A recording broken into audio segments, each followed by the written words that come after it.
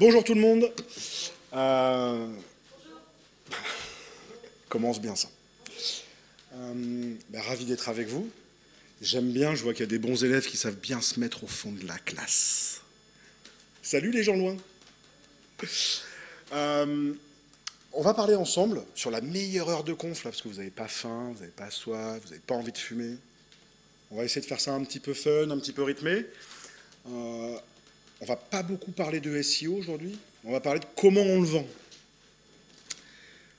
Parce que moi je suis qui? Alors un certain nombre d'entre vous me connaissent, mais pas forcément sur la casquette avec laquelle je suis aujourd'hui. Donc moi Kovan Lee, je suis le cofondateur d'un cabinet de conseil qui s'appelle Ekia. On fait du conseil, de la formation et du coaching en strat, commerce et marketing.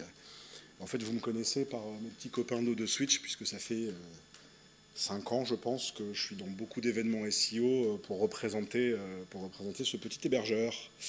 Et donc moi je suis notamment coach et formateur de certaines agences SEO, dont certaines que je vois présentes dans la salle.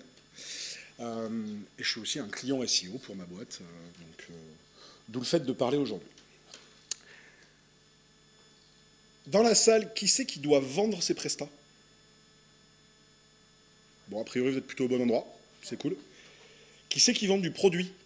Des tools, des choses comme ça? Non, on n'a pas de vendeur de tools. Qui c'est qui doit se vendre, qui est freelance, qui se vend lui? Ouais. Qui c'est qui aime bien ça? Ça va. On a une belle salle de narcissiques. J'adore. Je vais pas dans le bon sens.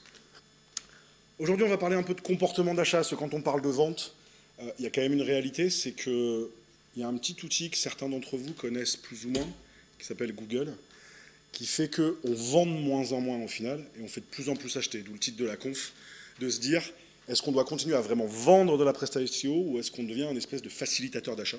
Le mot espèce, c'est pas très gentil d'ailleurs, là-dessus. On va voir que je suis convaincu que la vente, c'est pas... ouais, il parle bien, ouais, il présente bien, il ou elle d'ailleurs. Il y a une notion de process dans la vente, il y a de la méthode à avoir, il y a une rigueur à avoir dans la vente qui est importante pour être efficace dans son acte de vente. Et donc ce processus de vente, il va falloir l'animer. Et tout au long de la conférence, ça devrait vous donner quelques tips and tricks pour savoir comment je peux me positionner par rapport à ça. Il y aura évidemment des questions à la fin. Si pendant qu'on est dans la conf, je suis sur un sujet, vous vous dites là j'ai pas compris ou là j'ai vraiment un truc qui me vient à l'esprit, bah, vous n'hésitez pas, on gérera ça en mode un petit peu interactif. Donc, pour commencer, on peut se poser la question de comment une entreprise achète de la prestation intellectuelle au final, parce qu'une presta SEO, c'est de la prestation intellectuelle. Ça me permet de faire un petit coucou à un mec qui ne peut pas être là malheureusement parmi nous, qui est un grand fan du pourquoi, qui est notre ami Stéphane Brio. Il y a vraiment une notion de pourquoi. Et pour moi, il y a 3 pourquoi dans l'ordre qui sont importants à essayer de résoudre quand on est en acte de vente. Votre plus gros concurrent, quand vous êtes en train d'essayer de vendre une prestation SEO, ce n'est pas les autres agences. C'est votre client. Et c'est le statu quo chez le client. On va être très clair dans ce que vous vendez, d'ailleurs ce que je vends aujourd'hui aussi moi dans mes prestations. Les entreprises à qui on vend existaient avant qu'on leur vende quelque chose, et même si on ne leur vend pas, elles existeront après pour la plupart. Je ne vais pas vous faire le truc que vous êtes en train de sauver le monde, on n'est pas dans un espèce de speech inspirationnel américain, tout ça. Hein. Donc la première chose à aller explorer, c'est pourquoi en face de nous, j'ai une organisation ou une personne qui veut changer. Parce que c'est d'abord la résistance au changement, la zone de confort, c'est de ne pas changer, hein, pour plein de gens. On a tous de la résistance au changement, plus ou moins forte selon les personnes et les organisations, parce que ça existe aussi à l'échelle de l'organisation. Mais d'abord, il faut qu'il y ait un driver du pourquoi changer. Derrière, quand on est dans un mode vendeur, si vous êtes commerciaux ou que vous fréquentez des commerciaux, vous connaissez tous notre patience incroyable dans le monde de la vente. Oui, Stéphanie, tu peux lever les yeux. Donc il y a quand même une notion de pourquoi maintenant. Oui, j'ai envie d'être référencé sur Google correctement sur mon site internet, et ça m'arrangerait de l'être en 2028. C'est pas hyper intéressant pour nous, commercialement parlant. La notion du sentiment d'urgence. Alors, on n'a rien inventé dans le web. Il C'est le prospectus grande distribution dans la boîte aux lettres qui dit que la cagette de bœuf, elle est à 6 € le kilo avant vendredi. C'est la notion, est-ce que j'ai un levier vis-à-vis de mon client dans la notion du sentiment d'urgence? Est-ce qu'il y a quelque chose qui est important dans un timing qui me permet d'envisager de vendre à court terme? Et une fois qu'on sait pourquoi il veut changer, une fois qu'on a une temporalité, là on va pouvoir commencer à parler de vous. Mais s'il vous plaît, ne soyez pas des caricatures de vendeurs, dans le mode, je parle de moi. Faites-les parler d'eux. Ce qui est important, c'est quand même le client. Et donc, pour pouvoir faire ça, oui, alors ne me demandez pas pourquoi j'ai choisi cette image, mais je l'aimais bien. Oui, on va créer un process de vente qui est orienté client. C'est-à-dire que, bien sûr, vous avez des contraintes. Quand vous vendez de la prestation SEO, il faut la vendre, il faut être capable de la produire, il faut avoir les équipes pour, ou si vous êtes freelance, il faut avoir un planning qui vous permet de consacrer le temps qu'il faut à la prestation, bien évidemment. Mais avant tout, il faut essayer de comprendre d'où vient le client. Alors, je ne suis pas très innovant là-dessus. Un process de vente, c'est assez simple. Aujourd'hui, je ne vais pas vous faire un cours sur comment on fait de la segmentation client et comment on cible qui on veut appeler. Est-ce que je veux être en sous-traitance d'agence? Est-ce que je veux parler à des grands comptes? Est-ce que je veux parler à des e-commerçants? Est-ce que je veux parler à des TPE, à des PME? Est-ce que j'ai une affinité avec un secteur d'activité parce que j'ai une spécialisation sur le voyage ou autre? Ça, c'est vous avez vos contacts. Un contact va se transformer en lead, quand on veut se la péter un peu avec des anglicismes comme on adore faire dans nos milieux, ou une piste d'affaires, hein, simplement. On va voir quelle est la différence. Qui va devenir une opportunité. Là, on va vraiment travailler commercialement. Avec qui on va négocier? Il y en a qui aiment bien la négo? Ouais. Moi, j'adore la négo. Je le vois comme un petit ring de boxe dans lequel on rentre. On a le droit de se mettre des coups, mais on va quand même se faire des câlins après. Et on va le closer. Un deal est signé quand il est signé. Qui c'est qui a jamais eu le cas de « je comprends pas, il m'a dit oui, mais j'ai jamais reçu le devis signé ». Ça arrive à tout le monde. Hein. Un deal, il est signé quand il est signé. Donc, on a une vraie phase de closing à gérer. D'accord? Un contact, vous l'avez segmenté, vous l'avez priorisé, vous avez vos bases de données, tout va bien. Le lead, la définition même d'un lead, d'une piste, c'est il y a eu un début d'interaction, qui peut être un truc très simple. Le mec a liké un post sur LinkedIn que j'ai fait, un appel entrant, un mail entrant. Bonjour, j'ai vu que vous faisiez ça, est-ce qu'on peut discuter? Je l'ai rencontré dans un salon, etc. Il y a eu un début d'interaction. Je suis encore incapable de dire est-ce que je peux lui vendre, qu'est-ce que je peux lui vendre, etc. Mais il y a un début d'interaction. Là, je ne vais pas me permettre de trop vous en dire plus là-dessus, parce que je pense que vous êtes normalement en SEO largement meilleur que moi là-dessus. Hein, je pense même que je pourrais avoir besoin de vos services à certains. Ça n'est pas un appel pour que vous veniez tous me voir à la fin de la conf pour ça. Hein. Ça devient une opportunité. Pourquoi ça ne marche plus? Il y a Keblo. Voilà. Une opportunité, elle a 3 phases. On va qualifier un besoin, on va y revenir. On va en créer une solution pour le client. Et on va valider cette solution. La vente, c'est hyper facile. On doit répondre à 3 questions. Quand j'ai été manager, quand j'ai géré des équipes de vente, etc. C'est quoi, quand, combien. Si je n'ai pas un début de réponse à ces 3 questions, je ne suis pas obligé d'avoir la réponse ferme à l'ensemble de ces questions tout de suite. Ça évolue dans le temps. Les prestations que vous vendez, elles ne se vendent pas en un coup de fil, en 2 jours. Hein. Des fois, si, on a un coup de bol. Souvent, non. Mais si je n'ai pas un début de réponse à ces 3 questions, je ne suis pas dans une opportunité. Je suis encore dans un lead. Je ne suis pas encore qualifié. Je n'ai pas mes 3 piliers qui me solidifient une opportunité commerciale. D'accord? Vraiment, ça va plus mal. Il n'est pas content, lui. On va faire comme ça. On va faire de la négo. La plupart des négos, je pense que je choque personne quand je dis, quand on parle de négo, on parle souvent prix, mais pas que. Ça peut être delivery, ça peut être... par rapport à la conférence de David avant, une petite négo de conditions contractuelles, à qui appartient quoi, etc. etc. Ça se prépare. Hein. Et puis après, on close. Et là, quand même, on peut boire un coup. Je suis un grand défenseur de célébrer vos victoires. Partagez avec des gens à côté de vous quand vous vous faites recaler, mais célébrez vos victoires. Il y a trop de boîtes que je croise où, ouais, on a signé le plus gros deal de la boîte. Super, et vous êtes tous des droupies dans cette boîte ou quoi? C'est quoi le projet? Pour les freelances, c'est pas forcément facile de célébrer parce qu'on est un petit peu tout seul face à soi-même. Hein, vous appelez les copains, etc. Mais faites quelque chose. Quand on a signé un deal, c'est cool, quoi. Ça doit énergiser, ça doit donner la bonne énergie pour après rentrer en production. Okay. Ce qui est important quand on a un cycle de vente, c'est qu'après, on va mesurer les taux de transformation.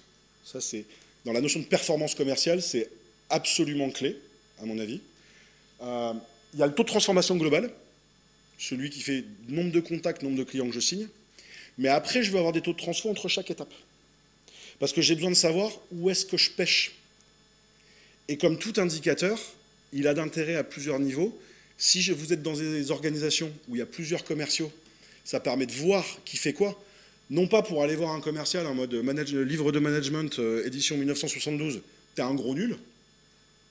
Mais plus pour se dire, tiens, j'ai visiblement dans mes équipes quelqu'un qui est hyper bon dans la conversion du lead à l'opportunité, mais qui est visiblement moins bon dans le closing, alors que j'en ai un autre à côté qui est dans le closing.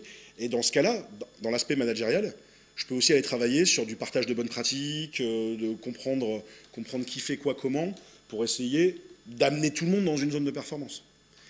L'autre dimension, c'est une dimension temporelle. Est-ce que mes taux de transfo sont les mêmes tout le temps? Est-ce qu'ils évoluent à la hausse, à la baisse, etc. Ce sont des indicateurs assez simples à mettre en place pour piloter une activité. Alors, moi, j'en vends pas, mais il y a des petits outils il y a un outil indispensable dans ce monde-là. Clairement, c'est le CRM. Qui c'est qui a un CRM pour piloter son activité? Alors, gardez la main levée, ceux qui ont un CRM. Qui a comme CRM? Excel. Je savais que tu faisais partie de ces gens-là. Non, quand on est tout seul, en vrai, Excel, ça marche très bien. CRM, ce qui est hyper intéressant, c'est que ce sont des outils structurants pour sa démarche commerciale. Et l'intérêt, c'est que quand on est tout seul, il y a des CRM gratuits qui marchent très très bien. Comme après, quand on est une grosse boîte, un peu structurée avec des process, il y a des CRM, oui, qui sont payants. Allez, je les connais bien, ils m'en voudront pas d'entendre ça. À part Salesforce et HubSpot, qui sont des CRM qui peuvent être assez vite onéreux, il y a quand même toute une gamme d'outils qui sont assez intéressants pour aller chercher tout ça. Alors, dans les phases de vente, souvent, j'entends, ouais, il faut aller découvrir le besoin client. C'est un petit peu notre Graal chez les vendeurs, le fameux besoin client.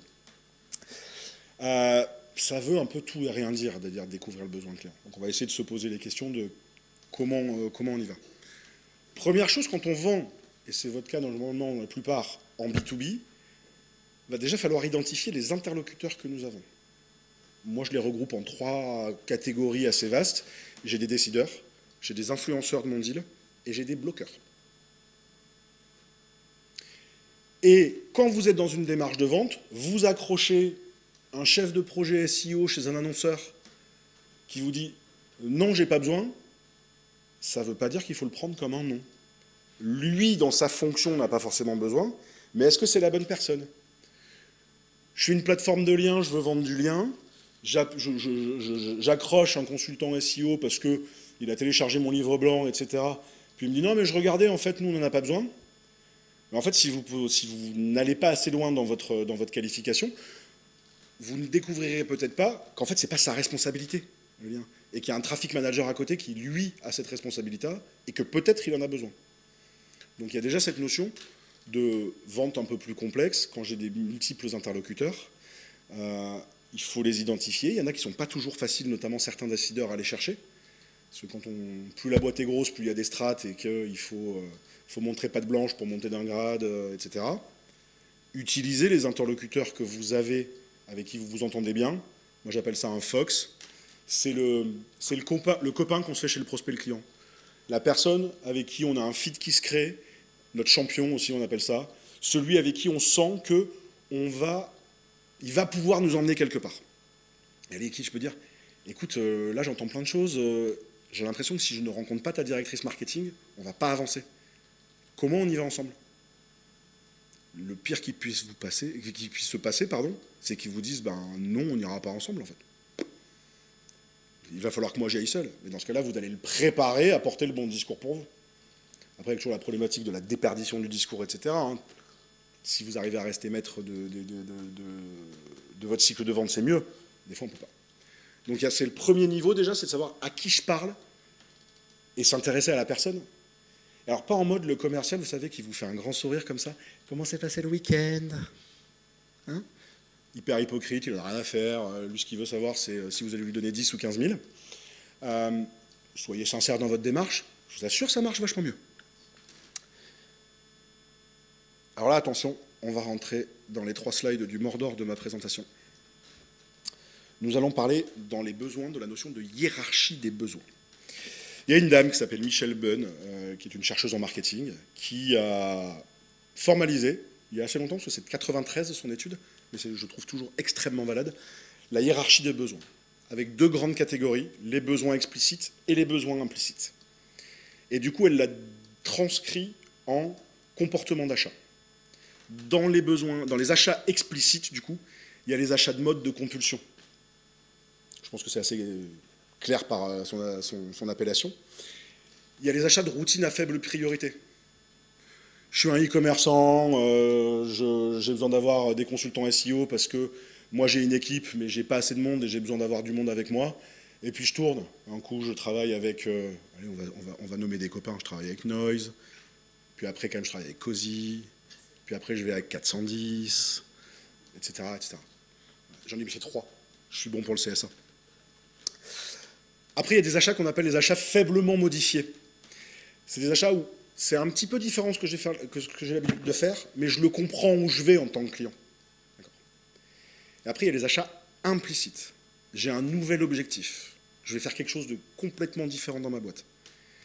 J'ai un achat qui est complexe, parce qu'il peut être complexe soit d'un point de vue de la solution qu'il va falloir construire, soit d'un point de vue de l'impact que ça a dans mon organisation en tant qu'entreprise. Et puis j'ai l'achat dit stratégique. Le truc, je suis un fabricant chez les industriels, en ce moment il y a beaucoup de choses comme ça, je suis un industriel, je fabrique des produits, et je décide de me lancer dans la distribution, et je vais ouvrir des boutiques et lancer un site e-commerce B2C. Là, autant vous dire qu'il y a beaucoup de monde en PLS dans les conseils d'administration, mais qu'il y a des sacrés projets à vendre.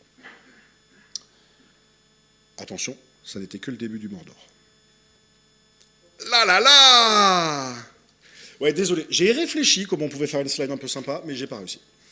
Je ne vais pas le lire dans le détail, le tableau, je vous rassure, vous les retrouverez.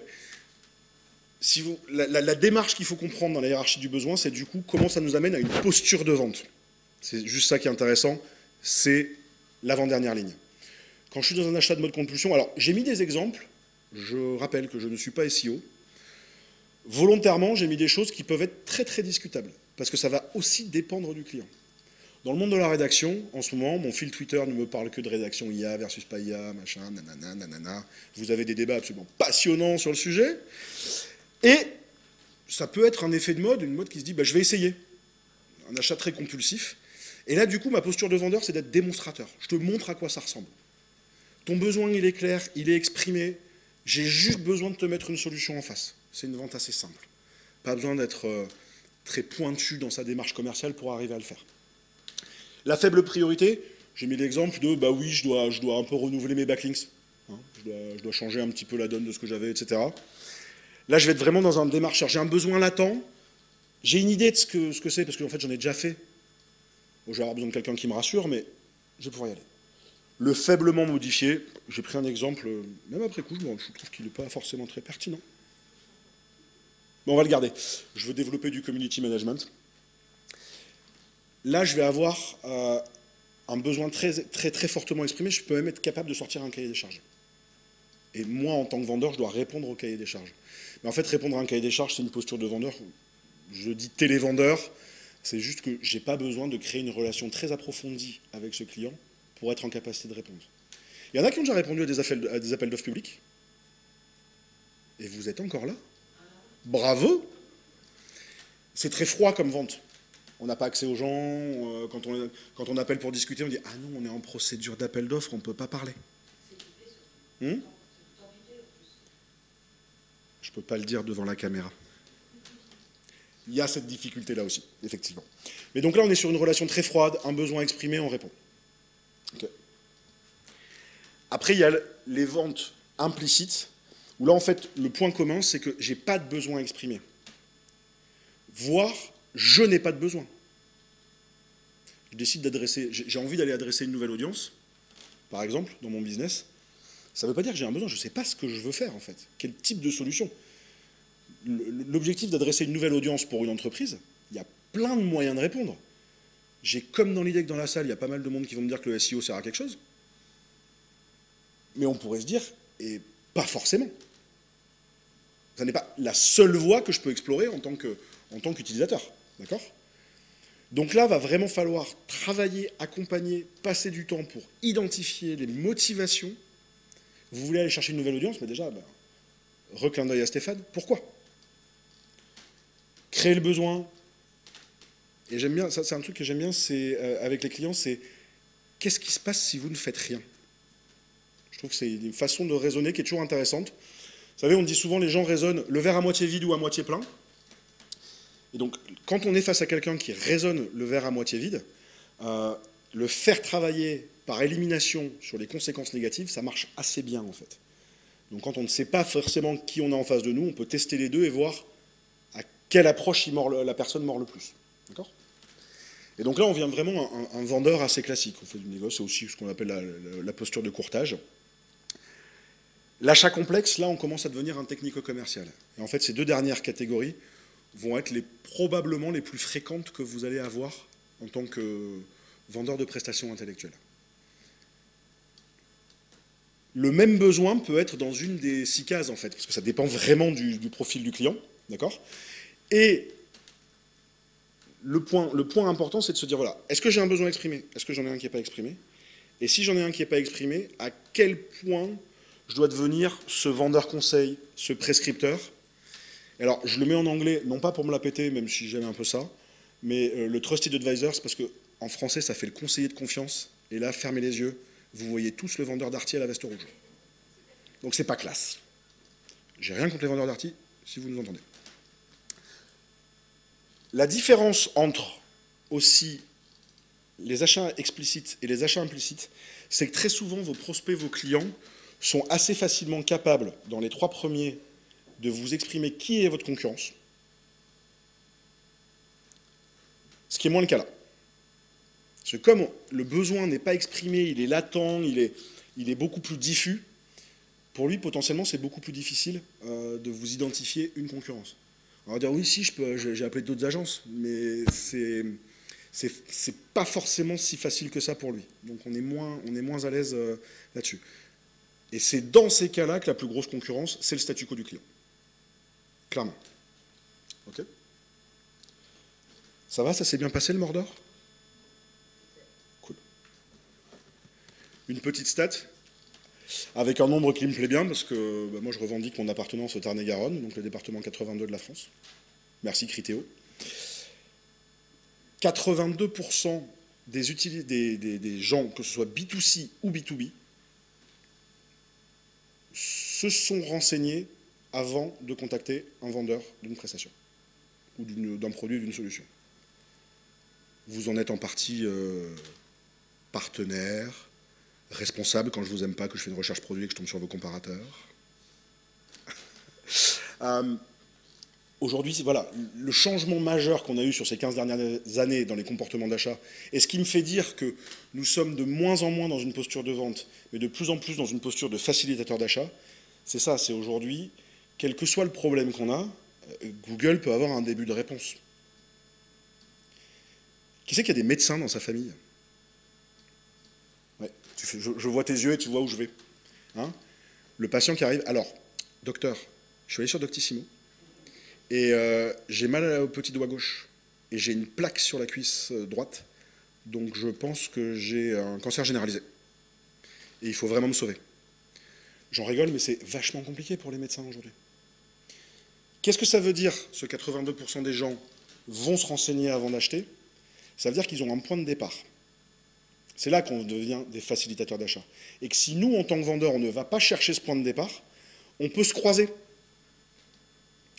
Et du coup, on passe pour des gens hyper arrogants, pas adaptés, qui n'ont pas d'écoute, parce qu'en fait, on a fait notre déballe sur ce qu'on sait faire, sans savoir d'où il partait, et de quelle idée il avait déjà dans la tête potentiellement. Parce qu'ils ont une idée dans la tête. Il y a une autre étude, alors là, j'ai pas la référence, mais que j'avais lue, qui disait on estime que 60% de la décision d'achat, à peu près, est faite même avant de rencontrer quelqu'un. Regardez sur des biens de consommation. Est-ce que vous avez besoin d'aller chez Orange pour savoir quel nouveau smartphone vous allez acheter? J'ai rien contre Orange. Free, Bouygues. Ok. Donc aujourd'hui, on a encore plus besoin qu'avant, parce que c'est quand même pour moi un besoin nécessaire et une compétence majeure commerciale. On n'est pas là pour dire oh, il m'a délivré un discours, c'est magnifique. C'est pas une conf, un entretien de vente. C'est un entretien. Et donc il y a un outil qu'on a tous à notre disposition, et que normalement on sait tous à peu près utiliser, c'est savoir poser des questions et d'avoir une écoute active avec ses prospects et ses clients pour rebondir et creuser. Mais là aujourd'hui ça devient encore plus critique parce qu'il faut vraiment aller chercher les interlocuteurs que nous avons, où vous êtes là-dessus. Donc il va falloir s'intéresser sincèrement à eux. Et quand je parle de s'intéresser sincèrement à eux, c'est aussi, avant de commencer à rentrer dans le vif du sujet de pourquoi du SEO, etc., mon petit poulet, t'es qui? Qui tu es en tant que personne? Quel est ton rôle dans l'entreprise? Comment ça se passe ton quotidien? Immergez-vous un petit peu dans le contexte de vos clients et prospects. Hein. C'est quand même intéressant, ça va vous aider aussi à mieux comprendre certaines réactions. Il faut avoir le cerveau qui cogite un petit peu, parce que là, il y a vraiment la notion d'écoute active et d'être capable de rebondir. Tu m'as dit ça il y a une demi-heure, et puis je fais le lien, etc., etc. Il y a un truc qui marche vachement bien, c'est le carnet de notes. Hein, moi, je suis incapable de mener un entretien de vente si je ne prends pas de notes, hein, personnellement. Alors après, vous pourriez me dire, ok, oui, on a lu 12 000 articles qui disent qu'il faut poser des questions, les questions ouvertes sont mieux que les questions fermées, etc., etc. C'est vrai. Il y a quand même une notion de cadencement, de séquençage. Est-ce qu'il y en a qui ont peur de poser des questions? Non, ça va? Vous êtes bien? Vous êtes à l'aise avec ça? Est-ce qu'il y en a qui ont déjà eu l'impression d'être un gendarme qui fait un interrogatoire de la personne qu'il avait en face de lui? Ouais. Est-ce qu'on vous l'a reproché déjà? Pas vraiment. En général, quand on pose correctement des questions, on en pose beaucoup. On peut avoir l'impression, et ça c'est une croyance limitante que nous pouvons avoir en tant que vendeurs, d'être intrusif dans le questionnement. C'est rarement le cas. C'est assez rare que les gens refusent de répondre quand on montre qu'on s'intéresse sincèrement à ce qui se passe chez eux. C'est un postulat de départ. Imaginez, on change de monde, nous sommes tous des célibataires endurcis, et bon, j'ai pas tout à fait le physique de Hitch, mais on est là en mode, il faut aller séduire.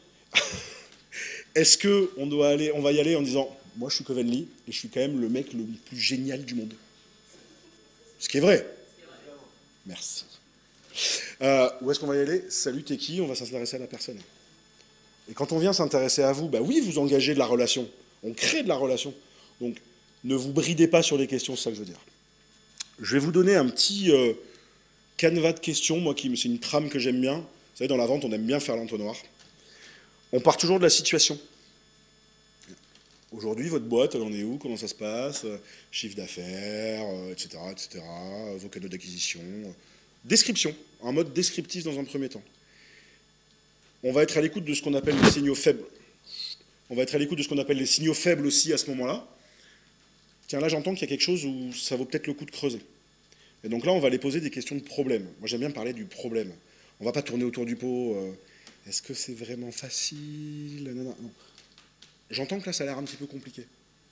On peut en parler ou... Quel est votre problème? Alors là, après, on peut se dire, c'est bon, j'ai le besoin. Moi, je peux faire mon devis, ma propale et tout, puis il m'a jamais répondu. C'est bien d'aller un petit peu plus loin. Moi, j'aime bien aller savoir depuis quand vous avez identifié que c'est un problème. Pareil, on va essayer de chercher cette temporalité par le questionnement, en fait. Et qu'est-ce que vous avez fait? Parce qu'une fois que vous avez constaté le problème, c'est bien. Vous avez déjà fait quelque chose? Ouais, alors j'ai bossé avec des agences SEO, mais des enfumeurs. Je refais plus jamais de SEO. Ok, là, je sais où il est, le client. Donc là, je sais quelle posture je vais prendre si je veux espérer lui vendre quelque chose. Parce que je pense que ce que je viens de dire, vous avez dû l'entendre une ou deux fois chez certains annonceurs.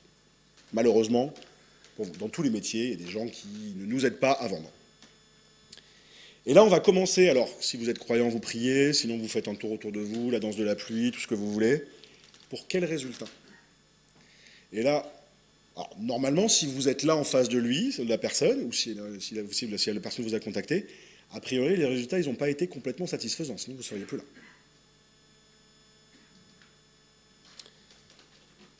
Et du coup, là, quelle serait votre solution idéale? D'accord? Et là, on va lui faire exprimer vraiment son besoin, sans que moi, j'ai besoin de dire « moi, je ». Là, c'est lui qui dit « moi, ce qui m'arrangerait, c'est de pouvoir faire ça, ça, ça, ça, ça ». Mais là, je l'ai emmené quelque part pour qu'il puisse l'exprimer en évacuant un peu toutes les scories qu'il peut y avoir pour clarifier le besoin. Okay. Alors, je suis très en retard, donc je vais accélérer un tout petit peu. On doit animer le cycle de vente. La courbe de l'attention, c'est quelque chose qu'on utilise beaucoup en prise de parole en public. Teaser Inside, rejoignez-nous avec Laura Blanchard à 14h30 à l'atelier de prise de parole en public. Un cycle de vente, ça peut être comme ça. Il vous a contacté, il va prendre un cas entrant. La courbe, elle monte. Vous discutez, et là, vous lui envoyez tout de suite un devis. Et là, il n'y a plus de nouvelles. C'est ce qu'on appelle l'effet hamac. On ne veut pas ça dans un cycle de vente. Nous, ce qu'on veut, c'est trouver des prétextes pour interagir régulièrement avec le prospect, le client. Et c'est pour ça qu'on va suivre un process. Je vais le qualifier, je vais créer la solution, je vais échanger avec lui, je vais lui présenter la solution pour réitérer, etc. Je trouve des prétextes pour maintenir un niveau d'attention. Regardez vos agendas. Vous avez vraiment le temps de vous occuper de tout ce dont vous avez à vous occuper? Rarement. Vos clients, c'est pareil. Vous êtes à un moment en haut de la pile des priorités, à un moment, vous êtes tout en bas. Okay. Et juste là-dessus, du coup, dans votre discours commercial, il y a un petit exercice tout simple, c'est de dire « je sais faire ça, mon agent sait faire ça », essayez de dire « vous avez besoin de faire ça ». C'est juste de transformer la façon de démarrer vos phrases. Parlez d'eux, moins de vous. On dit la même chose, mais centré sur l'utilisateur, sur le client, ça marche souvent mieux. Okay. Et pour finir, juste un petit débat, parce que j'entends toujours « ouais, mais moi, je lui montre que je sais faire, je suis hyper bon techniquement ». Il s'en fout, il ne comprend pas de quoi vous parlez. Il y en a qui se sont déjà sortis d'un rendez-vous client en disant « mais il ne comprend rien, ce type ». Ouais. Bah, dites-vous que c'est quand même plutôt une bonne nouvelle quand on veut lui vendre quelque chose. Parce que s'il comprenait tout, il n'aurait pas besoin de vous. Donc là, du coup, votre expertise technique, oui, elle peut servir si je veux vendre à un grand compte qui a une énorme équipe SEO, etc. Bien sûr qu'il va falloir que je monte de l'expertise technique. On en revient sur les hiérarchies des besoins. Là, je vais être un peu démonstrateur, en fait. Mais dans la vente conseil, j'ai surtout besoin d'une expertise commerciale, et cette expertise commerciale, pardon, c'est une expertise d'écoute. Et là, j'ai été hyper créatif sur un schéma. Je suis très bon en UX, Laura, je te regarde. Hein. Voilà. Le client, il a son sac de nœuds à lui. Vous avez votre savoir-faire. Si vous restez centré sur votre savoir-faire, vous allez travailler en parallèle. Et là, vous jouez au loto, vous ne vendez pas. Vous prenez le pari qu'il va comprendre ce que vous savez faire pour se dire que ça répond à son besoin. Non. Quand je vends, je vais vers lui pour l'amener vers chez moi. Okay. Et du coup, on va essayer d'être empathique plutôt sympathique. On s'intéresse sincèrement aux gens. Empathique, on va le comprendre, mais on n'est pas à sa place. Hein. On n'est pas là pour. C'est pas notre boîte, hein, c'est la sienne. Hein. Pensez à lui avant de votre savoir-faire, vos produits, vos expertises. Faites-le parler de lui plutôt que de parler de vous. On s'en fout de vous quand vous êtes vendeur. Ça viendra plus tard. La compréhension des problèmes, enjeux, besoins, bien évidemment. Et puis un peu, soyez dans le moment de vos ventes, pas à penser au résultat. Putain, j'ai besoin de le signer, lui. Vous savez, c'est ce que j'appelle l'effet Richard Gasquet. Vous savez, le 2-7 à 0, 5-1 au troisième, et j'ai perdu. Hein, c'est pas gentil pour Richard Gasquet, mais bon. C'est une réalité quand même dans le monde. Quand on a une volonté de résultat, si on a peur de perdre, ou si on a trop l'envie de gagner, on n'est pas bien dans le moment et on fait moins bien les choses. Vous êtes avec votre client dans différentes interactions, soyez dans ces moments-là. Et juste, vous les retrouverez. Moi, une petite bibliographie, j'aime bien donner des refs de ce que j'utilise au quotidien. Super podcast sur le monde de la vente. C'est pas parce que c'est un bon copain et que je suis dans l'épisode 2 que, que je le dis. Il y a une centaine d'épisodes sur plein de gens qui sont dans la vente, dans le gros, dans l'affiliation, etc. Monde des startups, monde des PME, monde des grands comptes. Les héros de la vente, super podcast et quelques livres intéressants.